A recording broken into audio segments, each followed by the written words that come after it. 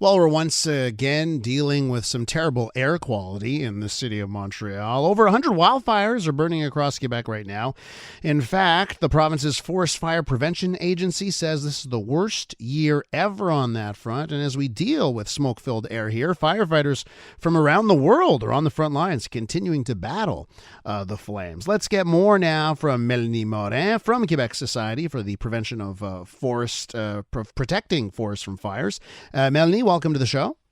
Good afternoon. So what is the current picture across the province? As you mentioned, just under 100 wildfires throughout the entirety of the province. We're actually at 99 at this moment, 5 of which are considered out of control. So again, numbers are better than we've had over the last few weeks. Things are slowly starting to take a turn for the better on several of our fires due to the recent rain that we've received. When a fire is out of control, quote unquote, out of control, how do you deal with that? Is that when it's out of control? What can you do, and how much do you have to rely on nature's goodwill? So the term out of control means that the fire continues to progress despite the efforts, the suppression efforts that we're putting on it. Whether it be our water bombers, our crews on the ground, we're unable to stop its spread. So as I mentioned, we're getting a lot of our fires that were out of control are turning to contained. Contained meaning that the fire spread is temporarily limited, then again because of the rain. And as you mentioned, with these larger fires, for example, the fire that is near Le Bel-sur-Quévillon is just under 500,000 hectares. At that point, yes, we need rain. We need Mother Nature's help. There's a limit to what humans can do in the face of these larger wildfires. We can do many things. We can try to protect communities, work indirectly, but it does take rain. So we have been dealing with fires, forest fires here in Quebec this year, and of course, we heard from the province and officials and SUPFE and saying, "Hey, don't light fires." There have been restrictions on fires. The message has been passed along.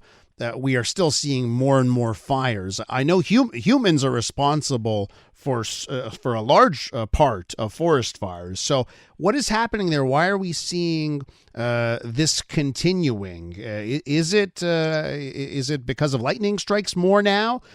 Are humans still being responsible for forest fires? What do we know now that the message has been passed that we got to be so careful? So what we're experiencing right now has been a month in the making, if you will. We started at the beginning of June with very dry conditions, and there was an open fire ban, and we were asking for people's cooperation. We were experiencing a certain amount of human-caused fires. However, the situation that we find ourselves in is very much lightning-caused. June 1st, we had a large swath of lightning come through with very little precipitation. Because of the amount of dryness that was in the forest, that lightning ignited these fires and became large quite quickly. So many of our larger fires are lightning caused. The fire ban, as we know, stayed throughout the province up until yesterday morning. There's still some fire bans in a few areas, so we encourage people to check out supfer.qc.ca. But in the southern portion of the province and closer to Montreal, there is currently no fire ban. That being said, fire danger does tend to creep up whenever we have warmer and drier days. So we ask everyone to help us out with our workload and avoid causing new fires. We're with Melanie Morin from SUPFE, that's Quebec Society for the Protection of Forests from Fires. We're getting an update on the current situation in Quebec. And Melanie, we've been speaking to people from your team all month now on the program. In one of those interviews, I remember someone mentioned to me, last year we had less forest fires than usual. I think it was half as many as we usually get. This year, of course, is a really bad year on that front. Is there when we have a bad year like this, does it affect likelihood of forest fires in subsequent years? What can you tell us on trends? Because I know everyone wants to find out, is this the new normal and that kind of thing. What can you tell us there? Now, whether this is the new normal, it's very hard for me to predict the future in the sense that fire is very weather dependent, and as we're rarely able to rely on weather more than 2 or 3 days out, I can't speak for the coming years. Mm-hmm. However, tendency has been that we have been down in the last few years. We've had quieter seasons in Quebec. This season, as you mentioned, we've got double the amount of fires. The hectares, however, is is a huge difference. We're at 1.4 million hectares that have burned in the intensive protection zone, and usually we're only at 10,000 at this time of year. So this really is an unprecedented year. And what we have noticed, though, is that seasons tend to be all or nothing. There tends to be extremes in the weather now, right? It's either seasons with lots of flooding or no flooding, seasons with dryness. What we're experiencing right now tends to be usually seasons with no forest fires or extremely large seasons is what we're getting. So I don't know if that's a sign of the future. We'll be here in case anything else happens, but we'll have to wait to see what Mother Nature brings us. Can that risk be managed? Let's say there are years where there aren't a lot of forest fires. Can the risk for following years be managed by quote unquote controlled burns? And I know there's different ways of managing forest on that end. Is there any way of mitigating those risks for big years? There are ways to mitigate risks for the risk to communities.